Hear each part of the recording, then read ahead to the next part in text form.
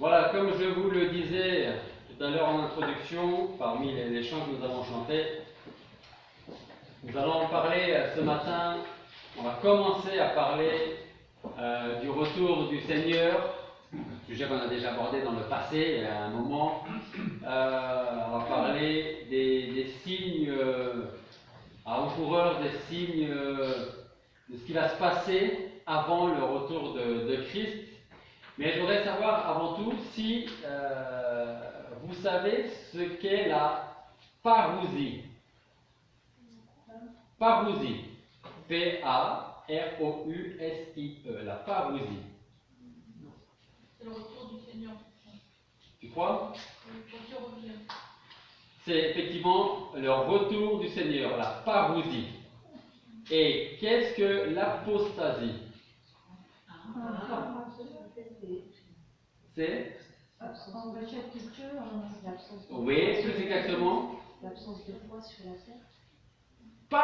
Alors il y a une subtilité, c'est pas l'absence de foi. C'est la réjection de Dieu.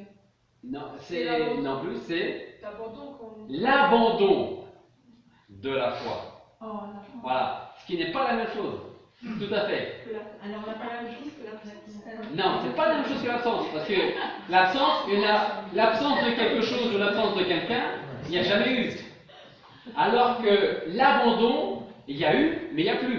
Vous voyez? Voilà. La parousie, c'est la venue de Christ. L'apostasie, c'est l'abandon de la foi. Okay? Donc, abandonner quelque chose, c'est qu'avant, on l'avait, on le possédait, on le détenait. Okay? On ne va pas rentrer dans le détail de ces deux points, ou alors très brièvement aujourd'hui, mais ça viendra, Dieu voulant, plus tard. Okay? Je vais simplement reprendre aujourd'hui un message que j'ai prêché donc en 2012. Pourquoi 2012? Parce que vous avez certainement tous entendu parler du 21 décembre 2012. Qu'est-ce qui devait se passer le 21 décembre 2012? La fin du monde. Ben non, ça s'est pas passé comme ça. Ou alors ça s'est passé dans un autre monde peut-être. Ok? 21 décembre 2012, ça a été pendant les jours, les mois, les années avant le 21 décembre 2012, sujet de beaucoup de discussions, polémiques et ainsi de suite. Et je ne sais pas combien étaient nombreux ceux qui croyaient dur comme fer que le 21 décembre 2012, il allait se passer quelque chose, même si on se disait c'est pas forcément la fin du monde, mais il va se passer quelque chose. Et c'est passé ce que le jour est passé, et qu'après on s'est retrouvé le 22 décembre 2012. Et qu'aujourd'hui, nous sommes le 19 juin 2016, quelques années sont passées, et il n'y a toujours pas eu de fin du monde. Donc, je ne sais pas si nous pourrons un jour en donner le nombre exact, mais ce que nous pouvons dire, c'est qu'ils étaient nombreux, ceux qui n'ont pas hésité à construire un abri anti-atomique. Alors, vous allez me dire, il faut quand même avoir les moyens pour ça, il faut en avoir les capacités, il faut avoir ce qu'il faut pour le faire, mais même si tout le monde n'a pas fait d'abri anti-atomique, beaucoup sont ceux qui ont mis de côté des réserves alimentaires, au cas où il se passerait quand même quelque chose. En cette date du 21 décembre, plusieurs malheurs devaient s'abattre sur nos pauvres têtes. Des séismes comme on n'en a jamais vu, des éruptions volcaniques plus terribles que les meilleurs films américains, sans oublier les tsunamis destructeurs et bien d'autres choses encore que je passe et que chacun peut imaginer sans problème dans sa tête, dans son esprit. Alors que devons-nous comprendre par fin du monde? Déjà, c'est la première question qu'on pourrait se poser. Si vous posez cette question à quelqu'un dans le monde, eh bien, si vous posez cette question à 10 personnes, vous risquez d'avoir 10 interprétations plus ou moins différentes, avec des points qui vont se rencontrer, se réunir. Si certains attendaient la fin du monde pour le 21 décembre 2012, ils vont être déçus. Mais cette date est, soi-disant pour ceux qui en ont commencé à en parler, a été tirée du calendrier Maya, okay, qui, comme tout le monde a pu, et on peut encore le constater aujourd'hui, s'est trompé. Okay. Ou alors, le calendrier Maya que je n'ai jamais vu, que je n'ai jamais lu, parlait d'autre chose qui n'avait rien à voir avec la fin du monde, et puis ce sont les hommes qui ont peut-être imaginé aussi que le calendrier Maya allait nous prédire que le 21 décembre 2012 ce sera la fin de ce monde. Qu'en est-il de la fin du monde pour le monde? Et qu'en est-il de la fin du monde pour les chrétiens selon la Bible? Est-ce deux choses différentes ou pas? Est-ce que... Alors on va regarder un peu un passage. Matthieu. Vous allez voir. Matthieu chapitre 24.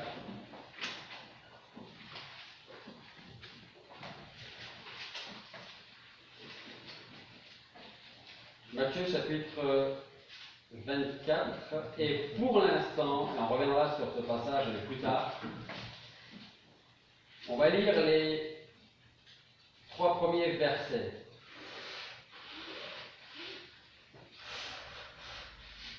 Comme Jésus sortait du temple et qu'il s'en allait, ses disciples vinrent pour lui faire considérer les bâtiments du temple, et Jésus leur dit: ne voyez-vous pas tout cela? Je vous dis en vérité qu'il ne restera ici pierre sur pierre qui ne soit renversée. Et s'étant assis sur la montagne des Oliviers, ses disciples vinrent à lui en particulier et lui dirent: dis-nous quand ces choses arriveront, et quel sera le signe de ton avènement et de la fin du monde. Alors, je veux simplement vous utiliser ces 3 premiers versets comme introduction, comme un contexte d'un verset qu'on peut comprendre d'une certaine manière, mais est-ce que ces versets, entre autres, est-ce que le chapitre 24, nous parle des choses qui doivent arriver?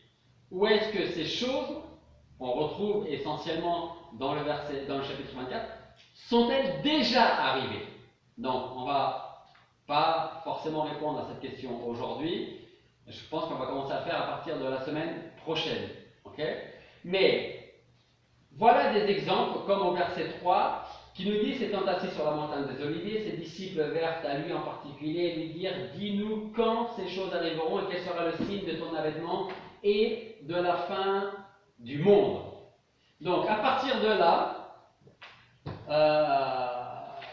eh bien, il y a beaucoup de personnes qui ont cherché à donner une date de la fin du monde, une date du retour de Christ.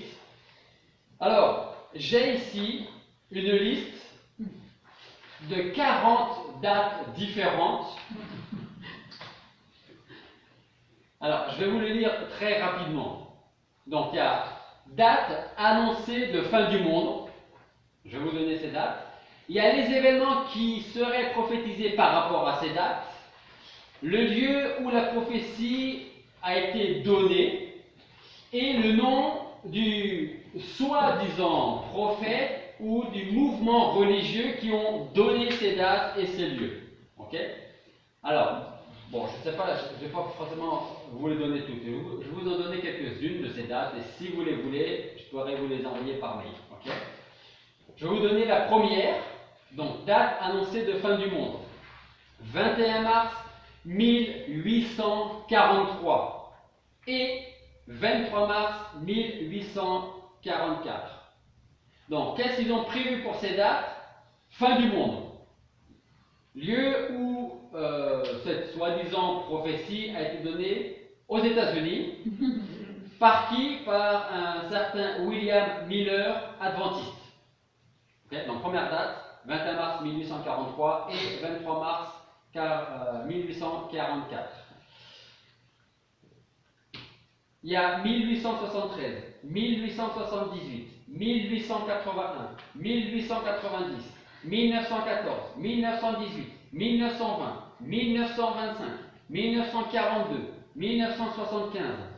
Un peu avant 1994, il y a le 19 février, ça c'est pas dans l'ordre, 1979.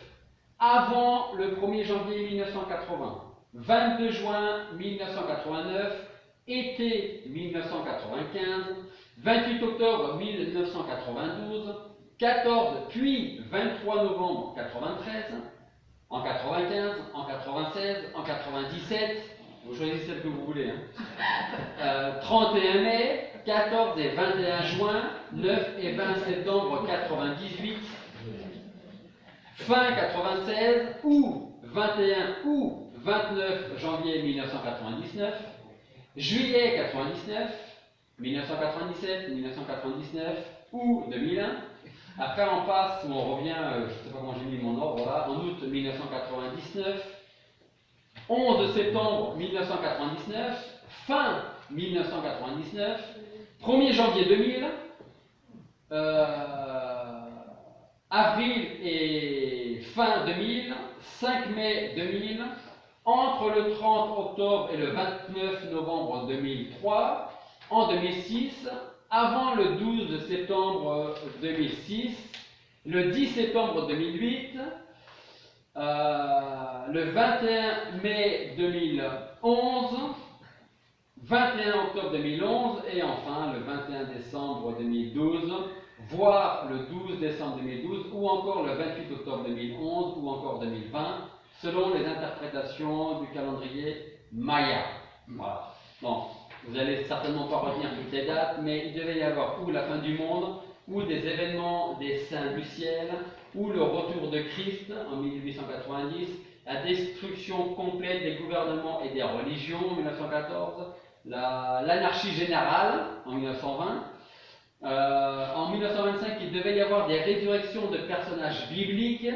En 42, 75, 94, il devait y avoir Armageddon. En 79, ça va être aussi la fin du monde.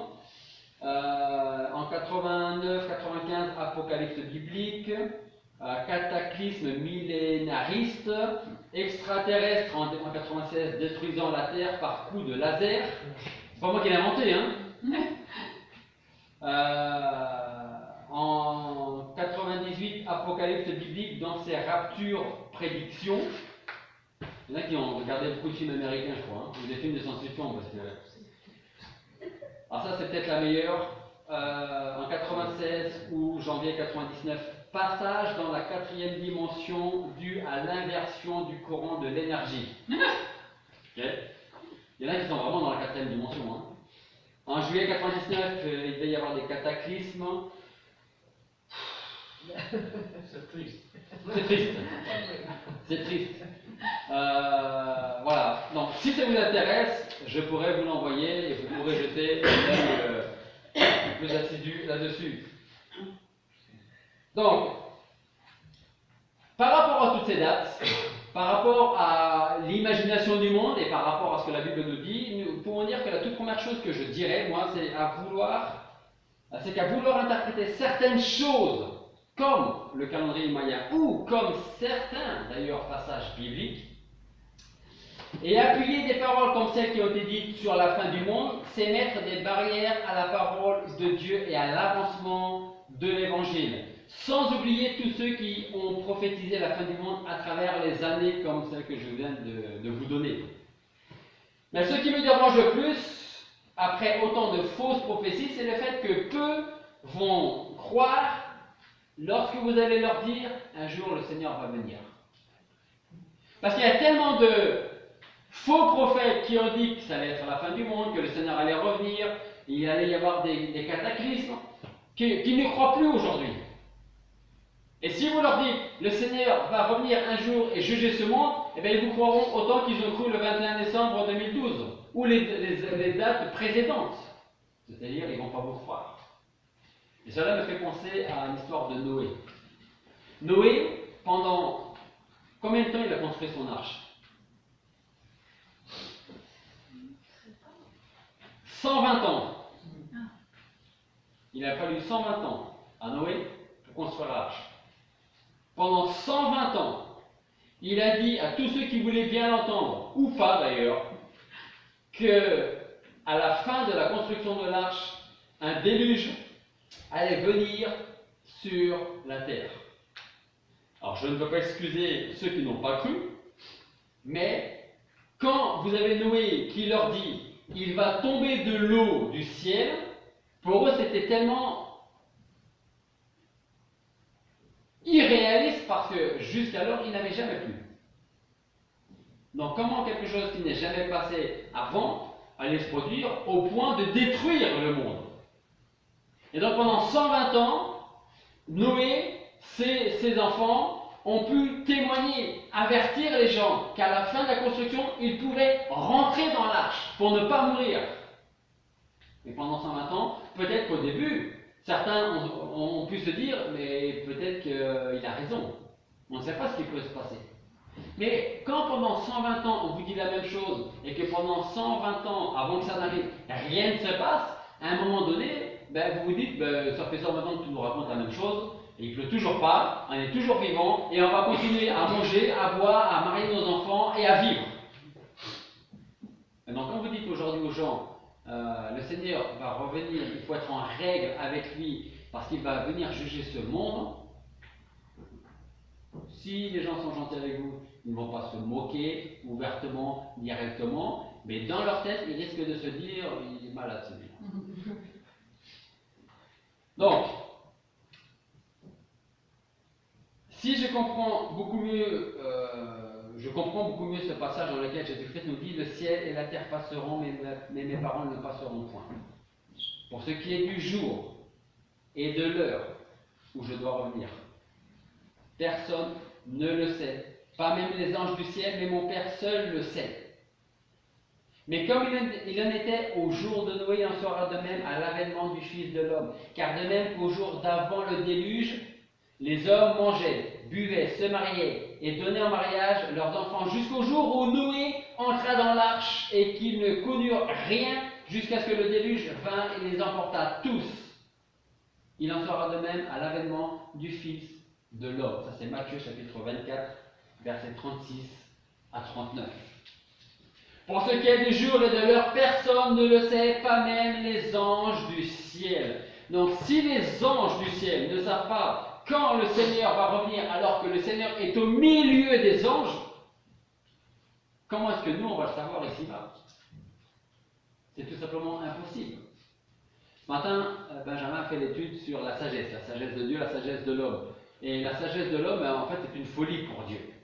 Parce que dans notre soi-disant sagesse, on veut apporter dans notre contexte des dates sur le retour de Christ, sur ce qui va se passer dans ce monde, à quel moment. C'est tout juste si certains ne vont pas vous donner aussi l'heure à laquelle ça va arriver.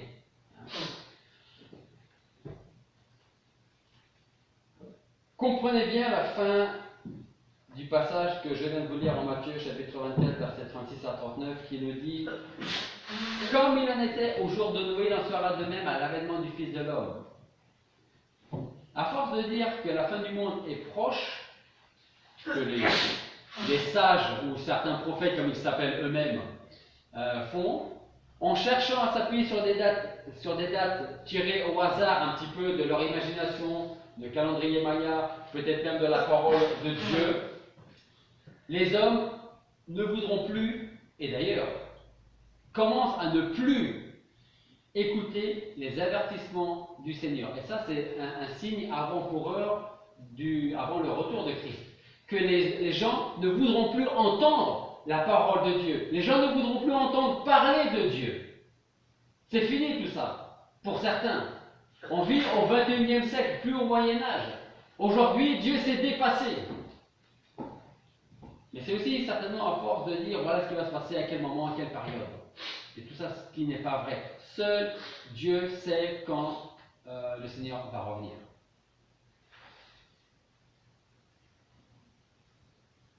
Car de même qu'au jour d'avant le déluge, les hommes mangeaient, buvaient, se mariaient et donnaient en mariage leurs enfants jusqu'au jour où Noé est entré dans l'arche.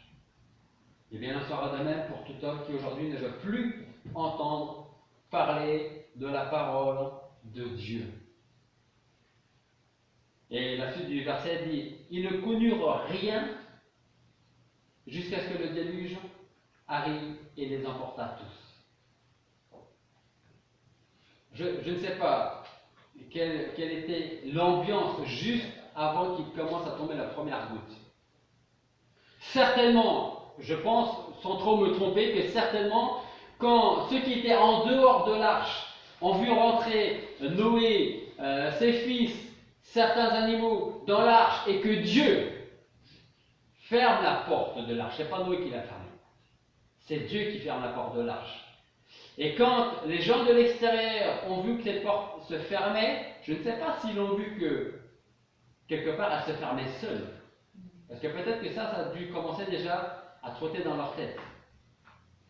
Et peut-être que certains ont dit, regardez le vieux fou avec sa famille, on va voir combien de temps ils vont durer dans l'arche avant qu'ils ne sortent, parce que ça sent mauvais avec les animaux et que tout se passe très mal dedans. Donc, ces gens de l'extérieur ne surent rien, ne connurent rien jusqu'à ce qu'il commence à pleuvoir. Rappelez-vous, il ne pleuvait pas, il n'avait jamais plu avant. Donc quand il a commencé à pleuvoir, je pense qu'ils ont dû commencer à réfléchir à ce que Noé leur a dit pendant 120 ans. Faites attention, parce qu'un jour, si vous ne rentrez pas dans l'arche, vous serez perdu. Eh bien, ici, c'est la même chose que crier au loup avec ses 40 dates, et puis il y en a peut-être même certainement plus que ça. Plus que 40, certainement. Mais à force de crier au loup, on ne croit plus au loup. Jusqu'à ce que le loup arrive dans la bergerie et qu'il dévore les brebis.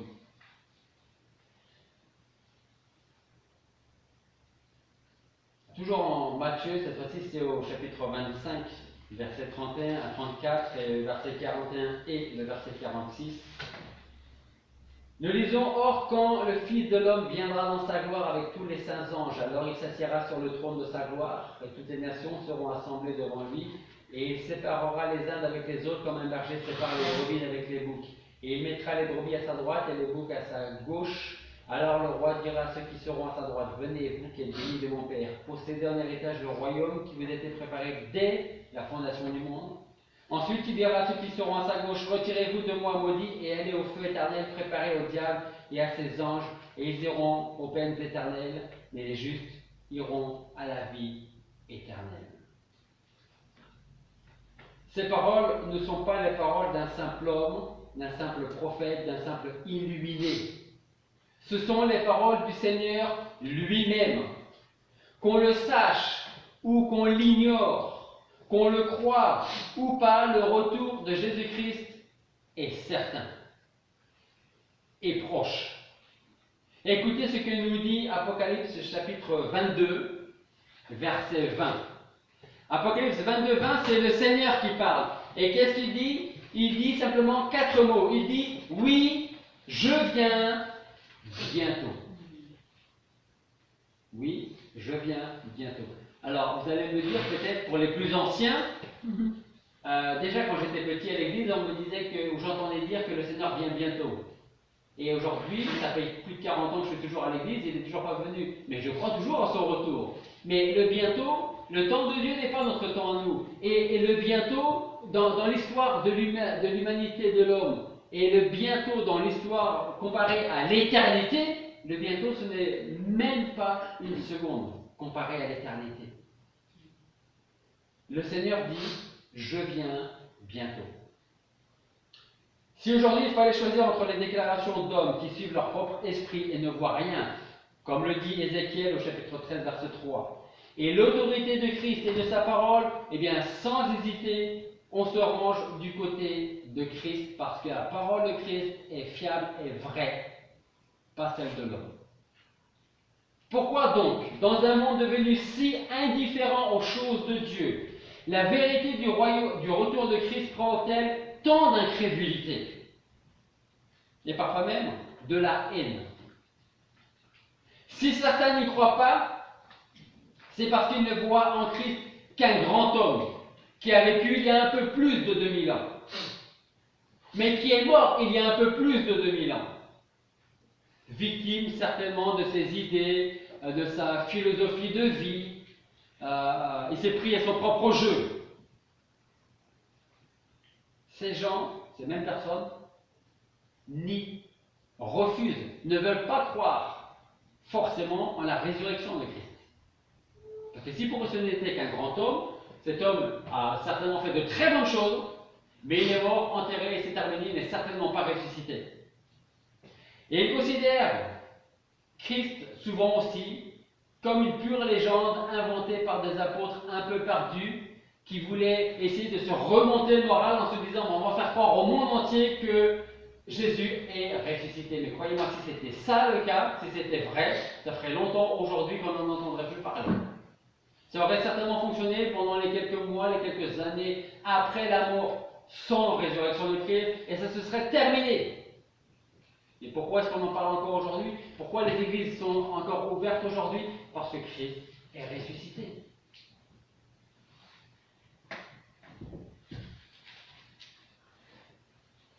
On a vu ce matin par la suite que la sagesse de l'homme, comparée à celle de Dieu, est une folie.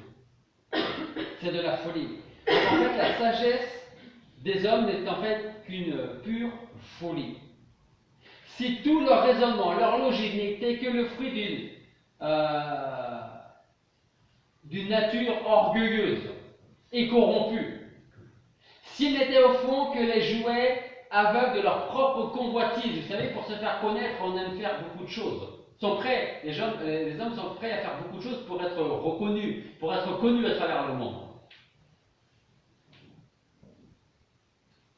David nous dit dans le psaume 14, versets 1 et 3. David il dit l'insensé, ou si vous préférez selon votre version, le fou, dit en son cœur il n'y a pas de Dieu. Dieu n'existe pas. Et David continue en disant ils se sont corrompus, ils ont commis des actions abominables, il n'y a personne qui fasse le bien. L'Éternel abaisse des cieux son regard sur les fils des hommes pour voir s'il y a quelqu'un qui soit intelligent, qui recherche Dieu. Ils se sont tous égarés. Ils se sont corrompus tous ensemble. Il n'y en a point qui fasse le bien, pas même un seul. Alors à quoi peut-on attribuer cet état des choses?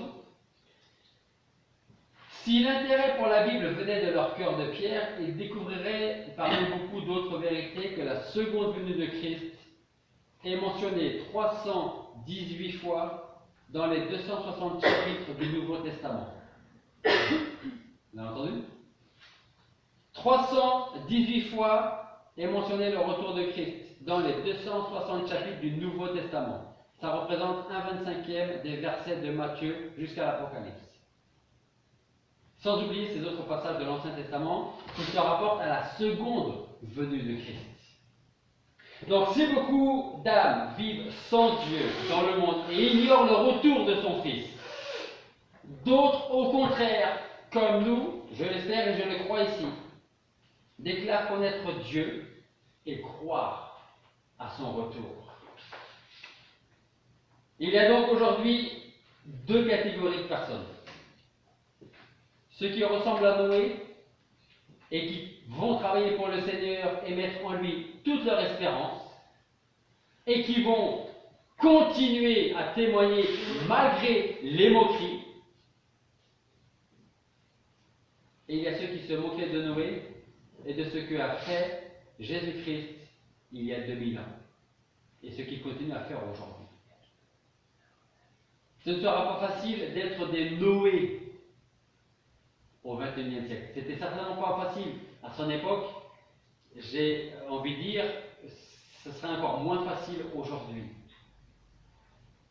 Parce que vous risquez de vous retrouver seul, plus d'une fois, au milieu d'une grande multitude de gens qui ne veulent pas de Dieu, qui ne veulent pas de Jésus-Christ, qui ne veulent pas entendre parler de son retour. Mais souvenez-vous des paroles du Seigneur. Ce sera la conclusion pour commencer la semaine prochaine, pour suivre la semaine prochaine. Les paroles du Seigneur qui dit « Je suis avec vous tous les jours, jusqu'à la fin du monde. Et quand je serai parti, et que je vous aurai préparé une place, je reviendrai, et je vous prendrai avec moi, afin que là où je suis, vous y soyez aussi. » Donc ne cherchons pas à croire ces différentes dates, qui sont toutes passées d'ailleurs. Ne cherchons pas à apporter nous-mêmes une date. Mais soyons certains d'une chose, c'est que cette date va arriver bientôt. Et que bientôt, le Seigneur va revenir.